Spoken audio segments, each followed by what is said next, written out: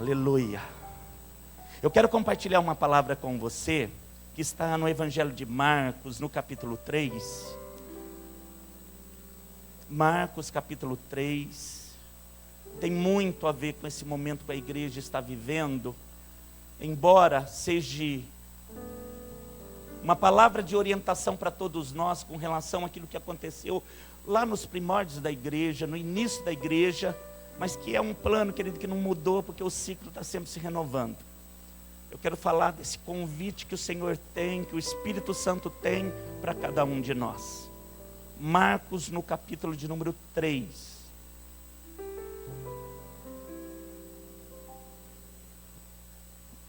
Estamos juntos?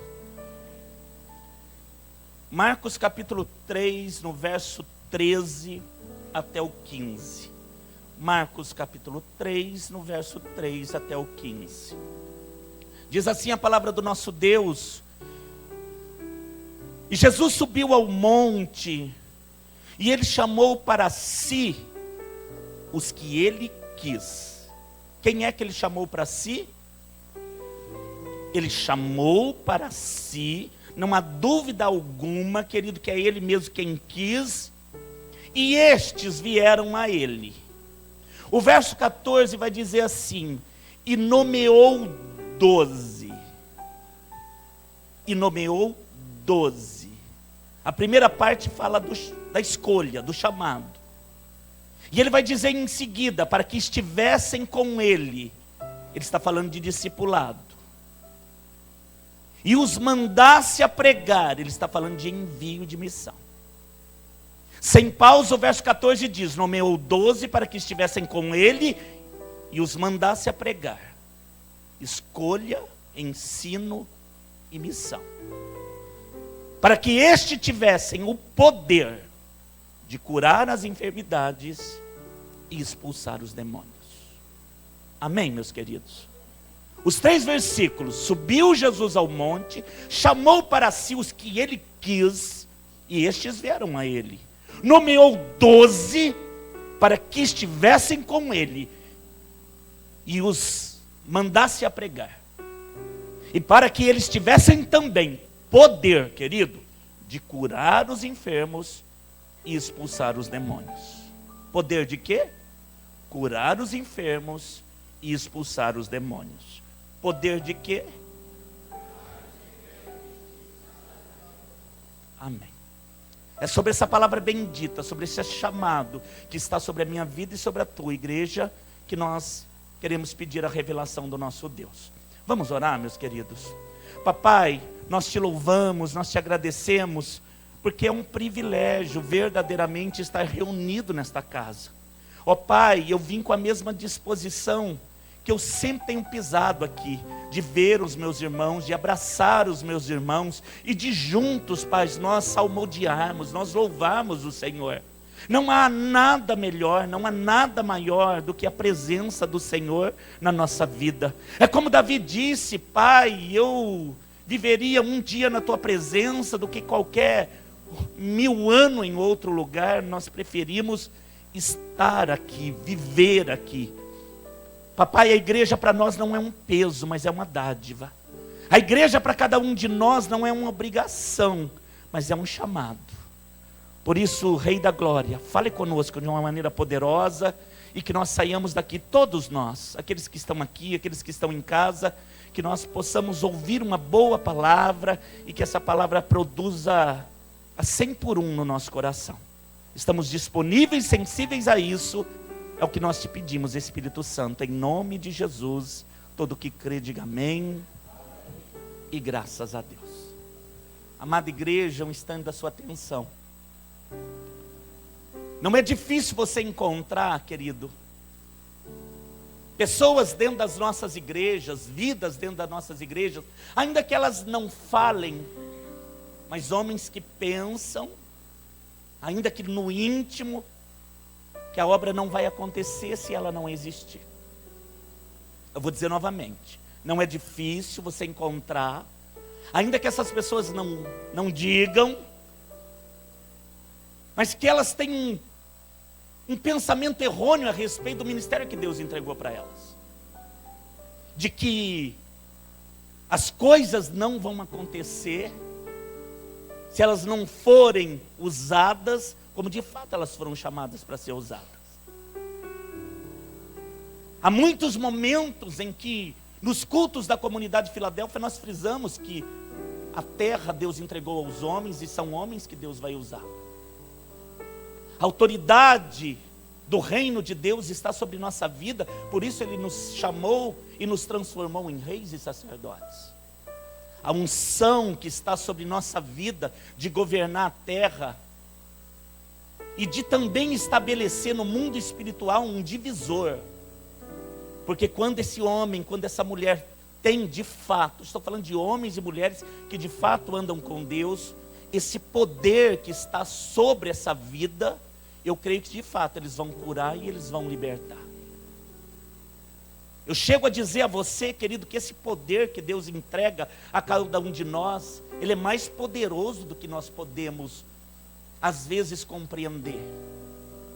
Eu falava desse poder de manhã e Deus me mostrou, querido, câncer meio que explodindo dentro das pessoas, sendo dilacerado dentro da pessoa, porque um bendito do Senhor, cheio do Espírito Santo, tocou e esse câncer não suporta.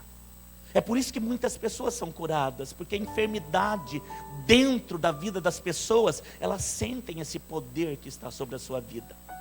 Poder que diferencia no céu, poder que diferencia você diante de toda e qualquer situação, poder que te faz diferenciado na terra também. Sobre a sua vida há poder, meu irmão.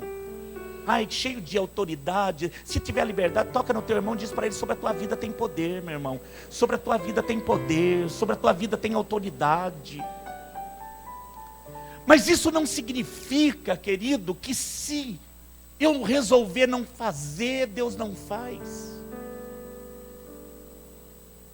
É um erro acreditar que a obra não vai acontecer se o pastor Ricardo não existir. É um erro acreditar que Jaguariúna não será salva se eu e você não falarmos. É claro que está sobre nós, querido, uma responsabilidade de falar. É claro que sobre os meus irmãozinhos lá do Rio está uma responsabilidade de ganhar aquela cidade. É claro, querido, que sobre cada um de nós, onde nós fomos inseridos na sociedade, está esse poder para ser manifestado, não é um poder para ser guardado. Mas se você olhar para esse texto, que é a origem, o início de um plano de Deus na terra chamado igreja. Por isso esse texto tem muito a ver comigo e com você. Essa passagem, ela é muito especial para nós, porque fala da nossa origem, como igreja, como é que nós nascemos. Mas se você me disser, antes da igreja, Jesus, ele fazia os seus milagres, sim. Se você olhar os textos antes, você vai perceber que antes mesmo da escolha dos 12, uma multidão já seguia Jesus. Você vai perceber, querido, que os demônios na terra, eles já se curvavam. Se você ler alguns versículos antes, você vai ver passagens em que Jesus, ao se deparar com endemoniados, o demônio se curvava. Porque sobre Jesus havia a autoridade que está sobre a sua vida hoje. Já havia, antes mesmo da igreja, sobre o Cristo homem, uma autoridade delegada por Deus. Ele era um homem separado. Ele era um homem ungido.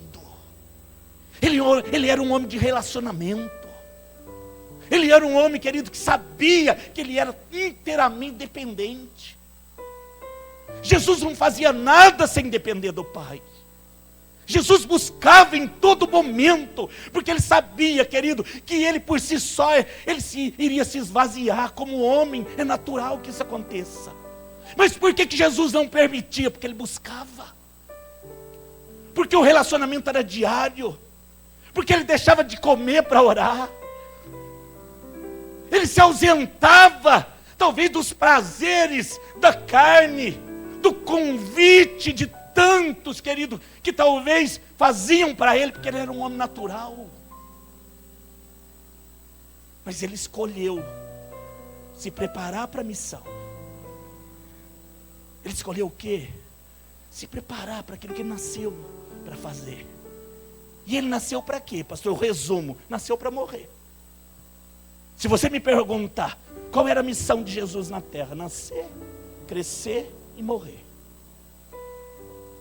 É claro que dentro da morte havia algo, uma recompensa maravilhosa. Aliás, dá uma olhada aí do teu lado para a recompensa maravilhosa. E é por isso que ele morreu, e era por isso que ele sofreu e não desistiu.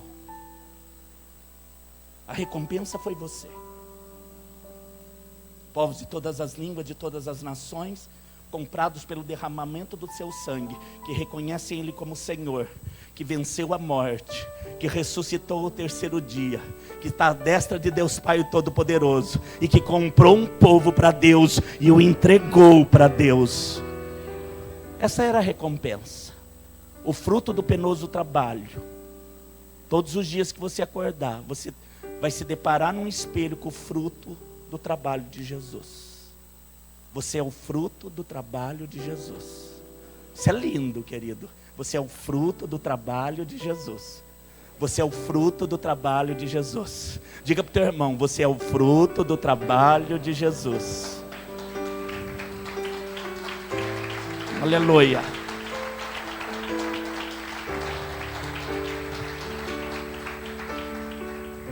Mas Jesus sabia bem por que nasceu.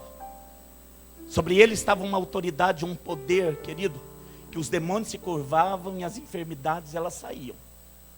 A palavra poder no original, ela vem da palavra dunamis, a mesma palavra que dá origem a dinamite. E é por isso que de uma maneira especial nesta manhã Deus me mostrou esse tumor explodindo. Tumores que já explodiram, tumores que ainda irão explodir. Amém, querido? Esse poder de Deus que cura, esse poder de Deus que liberta, é o poder que está sobre a nossa vida. Mas ele sabia, querido, que enquanto ele manifestava a glória de Deus na terra, enquanto ele representava esse reino que não tem fim, inserida nessa missão, estava o plano de constituir a igreja. Enquanto ele tivesse realizando os milagres, enquanto ele estivesse caminhando em direção àquilo que o aguardava, aquilo que era como plano de Deus para a vida dele, também incluiu homens nessa terra. É por isso, querido, que ele vai fazer uma escolha. No meio de uma grande multidão, a primeira coisa que ele vai fazer é escolher. Que privilégio, querido. Quando eu olhei isso, eu me vi sendo escolhido entre tantos nesse mundo. Há quem diz que nós somos mais de 7 bilhões de pessoas. E entre tantas pessoas, entre tantas nações, Deus escolheu você. Querido, você é um escolhido. Isso é um privilégio. Não é pouca coisa não, meu irmão. Você é um escolhido do próprio Deus. Eu sei lá o que Ele viu em você. Eu sei que Ele apontou, olhou e falou: é você que eu quero, é você que eu vou comprar, é você que eu vou trazer. E não é por merecimento, mas é por amor. Ele viu algo em você. Deus viu algo em você, querido. Diga para o teu irmão: Deus viu algo em você. Deus viu algo em você. É isso que Ele está fazendo hoje, é isso que Ele fez nesse texto. Diante de uma multidão, Ele separou alguns, e Ele vai se ausentar de novo, porque o momento é solene, o momento requer um cuidado. Ele não escolheu a igreja de qualquer maneira. Desde o início a igreja é escolhida com muito cuidado. Ele olha com um olhar atento. E se você me disser: pastor, ele escolheu 12 homens capacitados, é totalmente o contrário. Porque se você ler, querido, um pouquinho da história desses 12 homens, você vai perceber que uma coisa que eles não eram era preparado. Uma coisa que eles não eram era capacitado. Eu ia até trazer para você, querido, dentro do que era cada um deles, a personalidade, o que eles faziam. Mas como o texto ficaria longo, eu resumi, querido, destacando algumas palavras desses 12 homens, que o Senhor vai escolher. Diante de uma multidão, Ele escolhe lá algumas pessoas, essas pessoas sobem no monte, e dessas pessoas Ele escolhe 12. Antes que você diga, pastor, ele escolheu errado o Judas. Ai, querido, não pensa nisso, porque ele escolheu quem ele quis. O texto diz, ele escolheu quem ele quis. E por que escolhe o Judas tão ganancioso? Alguém que ele saberia que iria trair. Porque para todos ele dá a oportunidade de mudança. Jesus dá a oportunidade de mudança para todos. Jesus deu a oportunidade de que eu mudasse. Querido, eu era uma curva de rio. Não sei se você está me entendendo. Ai, querido, tem mais aqui que poderia estar nesse mesmo caminho aí? Aleluia, não me deixa só. Nós éramos, querido, desprezados, talvez até mesmo pela família. Nós tínhamos uma desconfiança humana das pessoas. Porque as pessoas são más? Não, porque eu também fui fazendo com que isso acontecesse. Eu me tornei uma pessoa má. Eu me tornei uma pessoa que a vida foi levando, como os tolos dizem. Me perdoe os cariocas.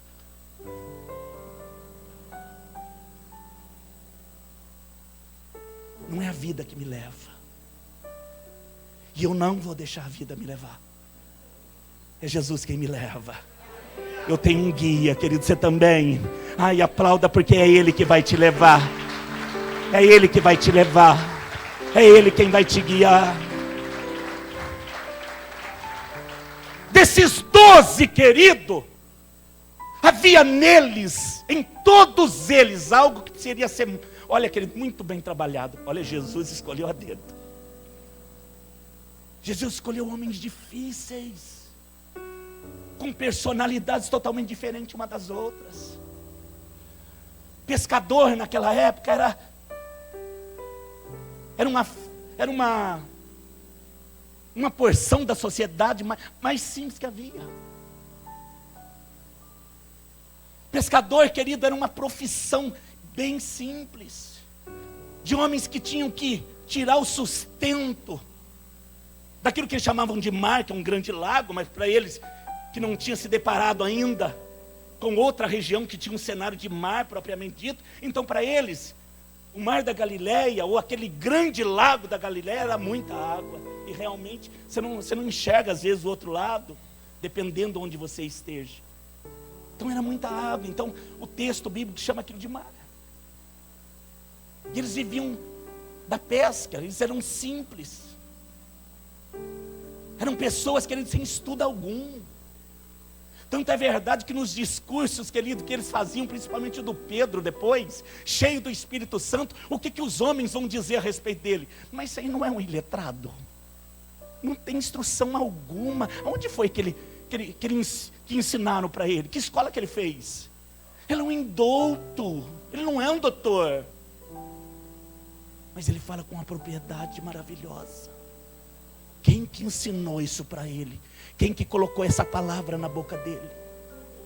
Os homens conheciam aqueles homens simples que haviam. Eles eram, querido, simples pescadores.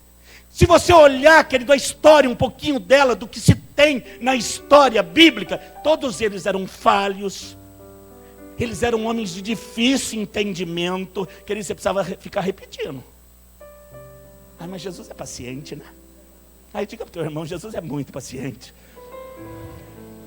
Aleluia. Ai, pastor, você está falando por causa de quem? É por causa de mim. Agora eu pensei em mim. Ele é muito paciente, não é não? Ele é muito. Tá, voltando para o texto. Eles eram de difícil entendimento. Eles eram impulsivos. Quando eu digo a palavra impulsivo, eu penso logo num. Mas tinha outros que eram também. Eles agiam sem pensar. A palavra impulsivo é o que age sem pensar. E depois vê o que deu, né? Aí eu sei que eu tenho que defender, tá? A orelha que voa. Não é? Impulsivo. Alguns eram tímidos. Olha, querido, como um é diferente do outro. Alguns deles eram tímidos, mal abria a boca. Tinha tímido lá também, viu, querido? Glória a Deus, né, irmão? Glória a Deus. Tinha uns que eram descrentes, que eram aqueles que diziam, não, eu acredito só vendo. Você se lembra de alguém assim? A igreja continua igual, querido. E não é do Tomé que eu estou falando. A igreja continua sendo essa igreja. Tá, é verdade, pastor Ricardo, então me prova. Então deixa eu ver, deixa eu tocar, deixa eu colocar a mão na ferida, deixa eu ver se tem um buraco aí nessa mão. Ela não fala assim, mas ela pensa assim. Ela não procura o cravo nas nossas mãos, mas a todo momento ela quer ver a coisa acontecer para dizer, tá, eu me rendo. Quando Jesus procura aqueles que se rendem para ver a coisa acontecer. Jesus está procurando uma igreja diferente, viu, querido? Que pensa de uma maneira diferente. Capacitado? Não. Eu sou a prova. Nós somos a prova que Deus não procura uma igreja capacitada. Mas Ele procura homens assim. Descrentes, gananciosos. Tinha um homem avarento lá. Querido, mas Jesus é maravilhoso. Para aquele que era ganancioso, querido. Deus não entrega os tesouros que havia entre os discípulos. Entre os 12, quem era o tesoureiro? O Judas. Mas Jesus errou. Se Ele não errou na escolha, Ele errou agora. Não, querido, Ele é um Deus de oportunidade. Se é dinheiro que te faz pecar, vou colocar na tua frente para ver onde está o teu coração. Porque uma hora eu creio, você vai mudar. Você vai mudar. Você vai mudar. Você vai mudar. Ele coloca diante de nós os nossos temores, né, querido? Que período é esse? É o período do treinamento. Porque a quem Ele chamou, agora Ele vai treinar. Ele chamou para si os que Ele quis. Querido, não há dúvida que tem um chamado sobre a sua vida. Não há dúvida que você é um escolhido. Você crê nisso, amado? Querido, não deixa ninguém mudar isso na tua memória, na tua mente, no teu coração. Não deixe as trevas, não deixe a dificuldade, não deixe pessoas, não deixe ninguém mudar na tua mente que você é uma escolhida, um escolhido de Deus. Diga isso para o teu irmão, você é um escolhido. Deus te escolheu olhando e sondando toda a terra. Você sabe que Ele é Deus de começo e fim. Ele é ômega, Ele é alfa. Ele é eterno. E dentro da dispensação, querido, do tempo que se chama hoje, de 2019, Ele escolheu um povo.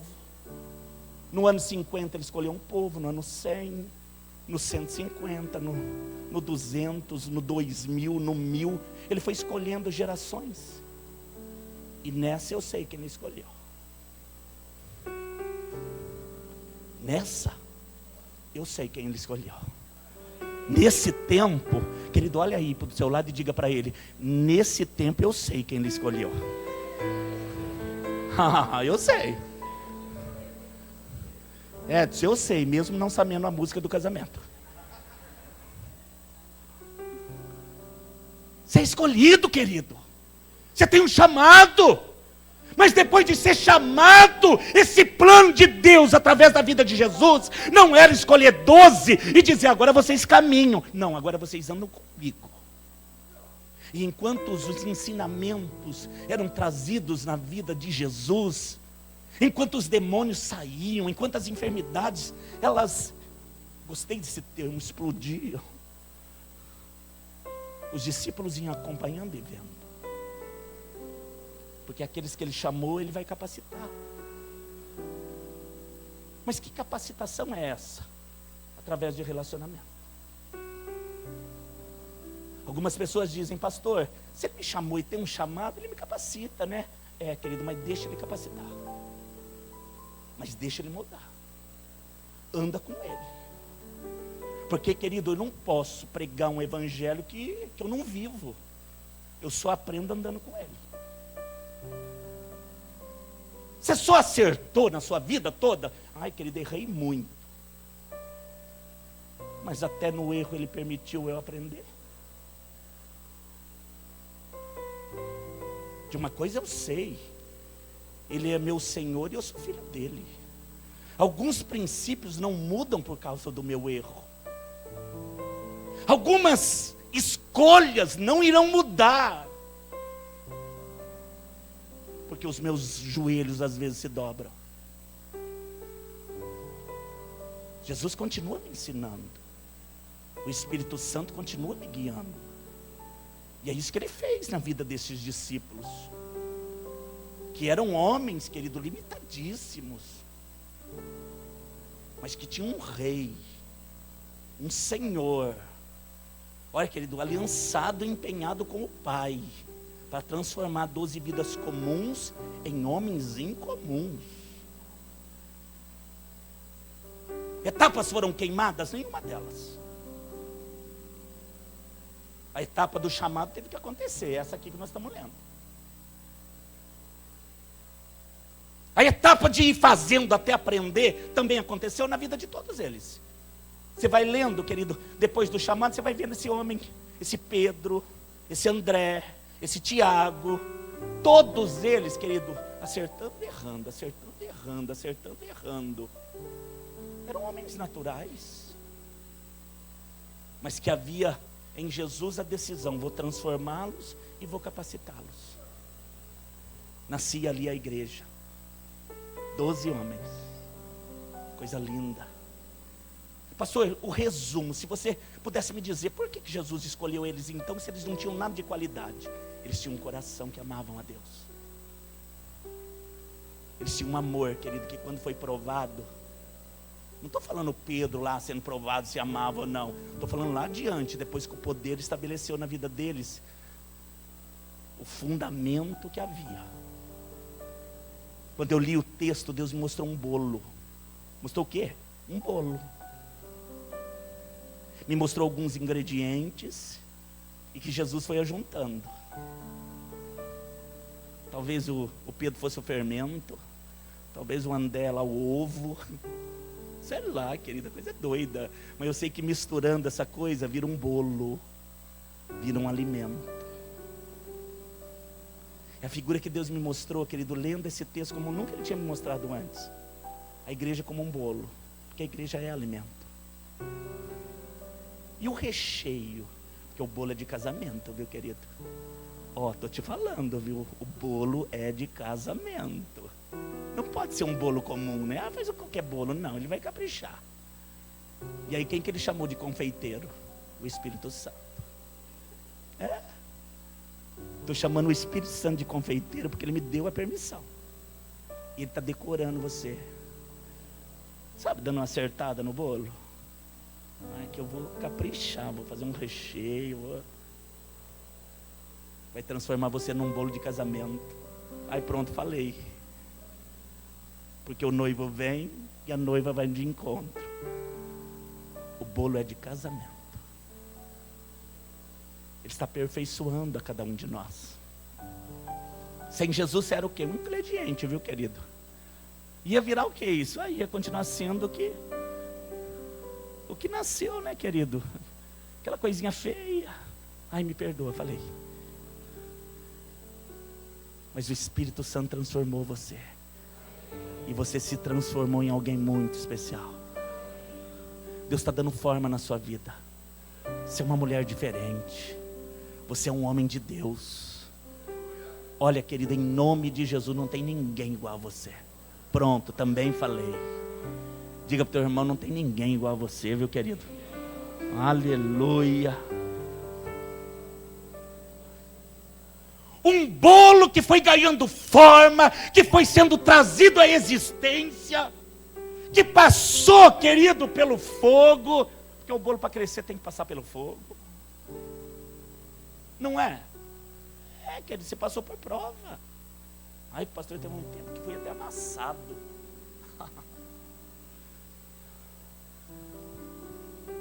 Mas vai se transformar no que nasceu para ser. Eu não sou o bolo que o diabo amassou. Pastor, não é o pão, mas nós estamos falando de bolo. Eu não sou, querido. Minha vida não é, minha família não é, esse ministério não é. Eu rejeito, querido.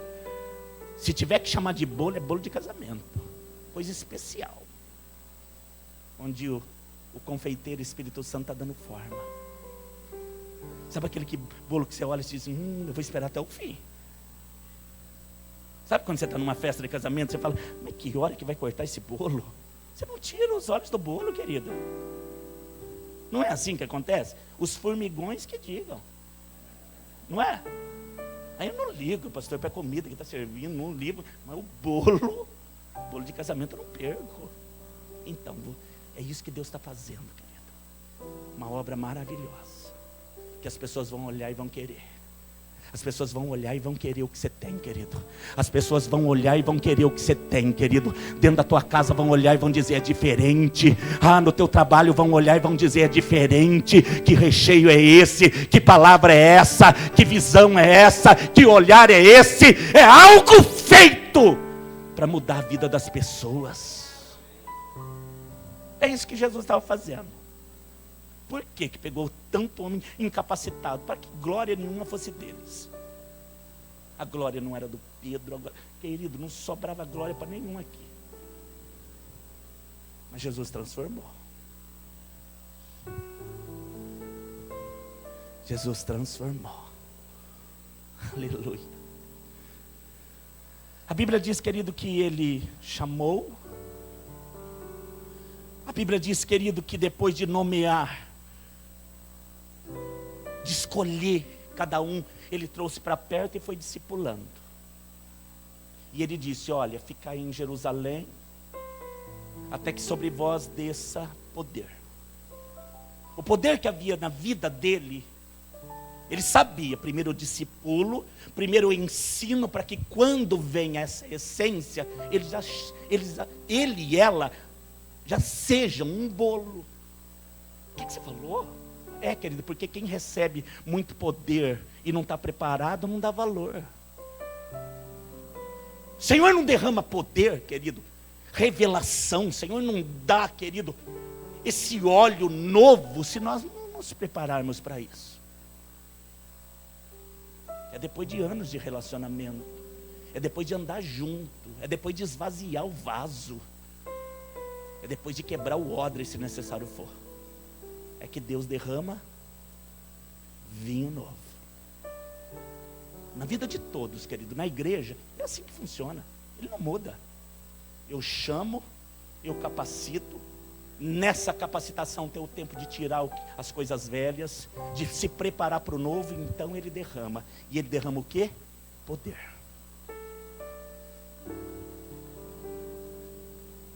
Você é chamado. Está sendo treinado. Mas o plano completo é ser enviado. Eu vou dizer de novo, você foi escolhido, você foi chamado, você está sendo treinado, querido, porque se há uma coisa que tem nessa igreja é a palavra. Toda leitura bíblica tem ensinamento. Toda vez que você dobra o joelho, querido, pode ser em reunião da Mirim, pode ser reunião de acampamento, pode ser reunião dos jovens, pode ser reunião de mulheres, qualquer reunião que você faz nessa igreja, o Espírito vem e ensina.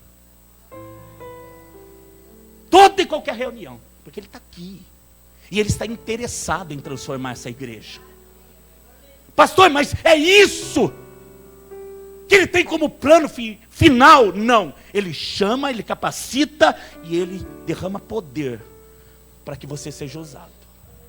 Se eu tenho uma vida, querido, onde eu tenho certeza que eu fui chamado, que eu estou sendo orientado, a palavra vem, mas não há nada de acontecimento, de cura, de milagre, de falar desse amor para as pessoas, alguma coisa está sendo falha na minha vida. No plano de Deus, Ele quer, querido, que eu fique na terra mais um tempo para fazer a diferença. Jesus veio na terra como homem para fazer a diferença. A igreja foi estabelecida na terra para fazer a diferença. Eu dava um exemplo de manhã, querido, que eu tenho muitos filhos na fé. E eu me orgulho disso. Eu e a minha esposa. Desde os nossos 17 anos, querido, eu aceitei Jesus. E desde muito novinho eu me envolvi com a igreja. Já tentei ser baterista, você já sabe da história, mas por misericórdia Deus tirou. Mas nós participávamos, querido, muito da igreja como corpo, na juventude, enquanto nós namorávamos, na juventude, enquanto nós éramos um casal novinho na fé, encontros de casais nós fizemos muito, porque nós amávamos estar envolvido com a igreja, e não se preparando para ser pastor. Porque embora eu creio hoje, de uma verdade que Deus me disse, que eu tenho esse chamado, mas eu duvidava desse chamado, e eu não me preparei para esse chamado. Mas eu tive sempre um coração de envolvimento com a obra de Deus.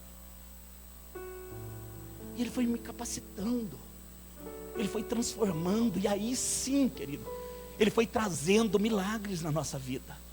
Conforme você vai andando com o Senhor Jesus, os milagres vão acontecendo. As porções de Deus, elas são, querido, em estações próprias. A nossa vida não é diferente das estações do ano. Há momento que você está muito cheio, há momento, querido, que parece que você está vazio.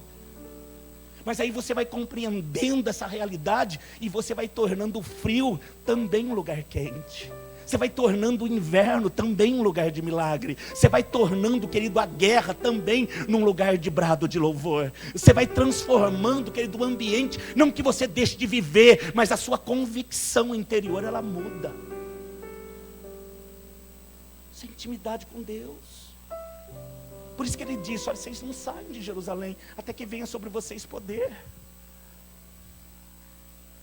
E aquilo que aconteceu na nossa vida, de trazer essa palavra boa, essa boa palavra de Deus para salvar tantos que hoje nós consideramos filhos na fé, isso nós olhamos com tanto carinho.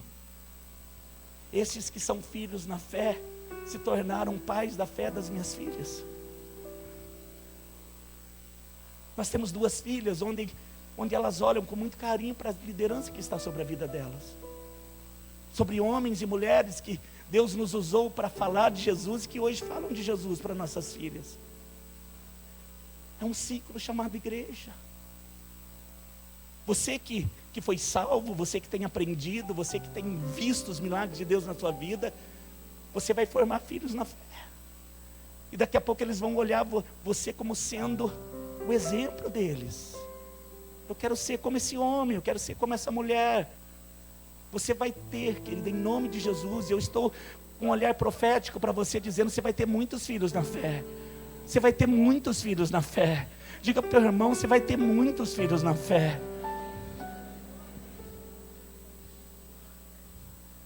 Porque o ciclo é esse. Eu chamo, eu capacito, eu envio. O Elias pensava que ele era o último, querido, talvez a última bolacha do pacote. E Jesus disse: não, tem mais lá, uns 200 escondidos dentro da caverna.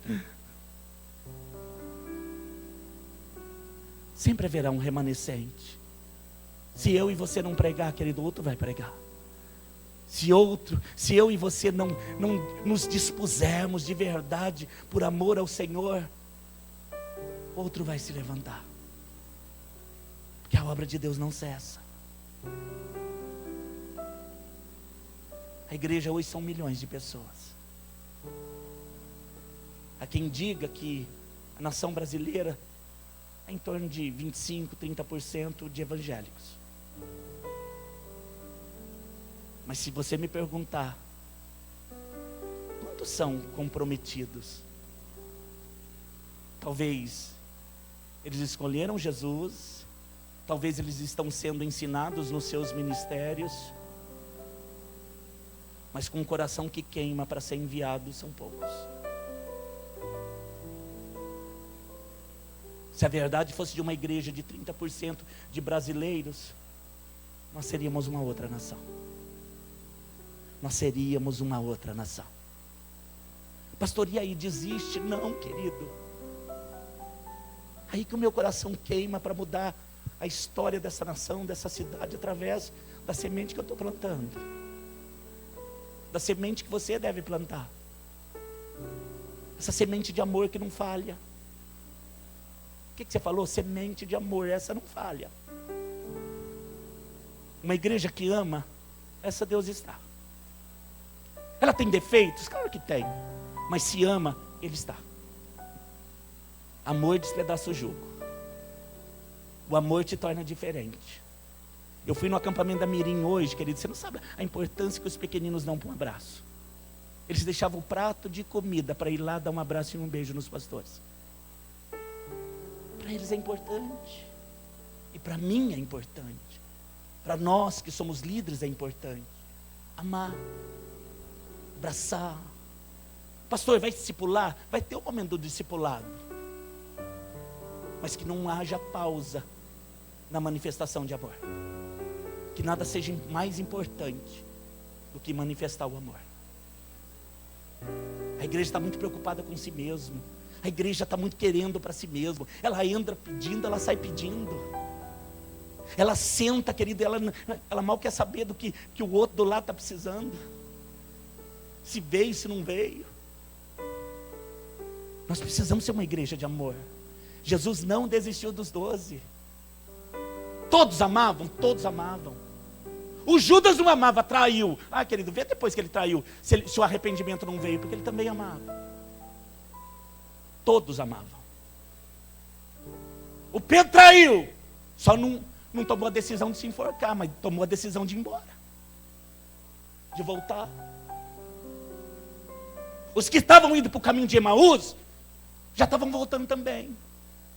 Todos eles, querido, quando Jesus morreu, de alguma forma, a tristeza se abateu sobre eles, e todos eles pensaram que era o fim.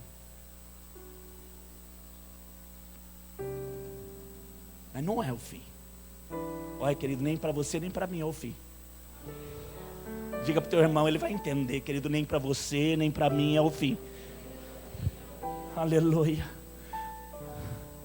Ó, querido, você entrou nesse culto bendito nessa noite para entender que é recomeço. Eu não disse de manhã, estou dizendo à noite. Para muitos aqui é recomeço. A palavra de Deus manda te dizer, do amor que Deus tem por você, é tempo de recomeçar. Diga para o teu irmão, é tempo de recomeçar, meu irmão. É tempo de recomeço. Aleluia. Como é que eles provaram amor? Dando a vida. Todos eles tiveram mortes, menos o João de morte natural. Os outros se tornaram mártires. Crucificado em cruz em X, crucificado em cruz de ponta cabeça, decapitados, martirizados. E por quê? Porque na hora da morte não negaram Jesus. O inimigo dizia, nega. Eles diziam, não nego. Abandona, não abandona. As pessoas olham o começo da jornada e dizem, Jesus errou. Ai, querido, olha o fim. Jesus acertou. Olha o fim. Jesus acertou. Querido, eu penso que ele vai olhar o fim da minha história e ele vai dizer, acertei. Ele não desistiu. Porque, querido, eu não vou desistir. Você também não. Ele vai olhar a tua história, querido, porque é o fim que importa. E ele vai dizer, boa coisa foi salvar o João com a Flávia. Não desistiram. Diga para o teu irmão, eu não vou desistir. Mas, querido, diga para ele, mas diga com fé. Não vamos desistir, não vamos desistir. E se tiver frio, vou andar. Se eu estiver perdido, andando sem direção, não vou desistir. Lutas, coisa que eu nem imaginava que iriam acontecer, eu não vou desistir. Eu sei que Ele continua sendo Deus. Eu sei que eu sempre posso andar com Ele. Eu sei que o seu amor é duradouro e é para sempre, pastor. E eu sei que o seu amor é para mim.